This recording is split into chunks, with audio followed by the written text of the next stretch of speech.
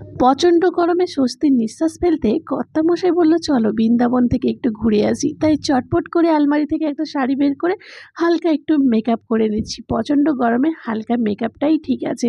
আর বৃন্দাবন কারা কারা গেছো তারা কিন্তু একটু কমেন্ট করো প্লিজ। আর আমার এই সিম্পল লুকটা তোমাদের কেমন লেগেছে বলতে ভুলো না। আমার সঙ্গে আজকে সারাদিনটা বৃন্দাবনে আমি তোমাদের ঘোরাবো, তোমরা সাথে থেকো, পাশে থেকো। আর বৃন্দাবনে কোথায় যাচ্ছি সেটাই তোমাদের বলছি। এটা হচ্ছে চরণ পাহাড়ি কাম্যবনে ভগবান শ্রী চৈতন্য মহাপ্রভুর চরণ চিহ্ন স্থাপন। এখানে যে যা মানত করে তার কিন্তু মনের আশা পূর্ণ হয়। তোমরা তাড়াতাড়ি করে মানত করে নাও, তোমাদের মনের আশা পূর্ণ হোক।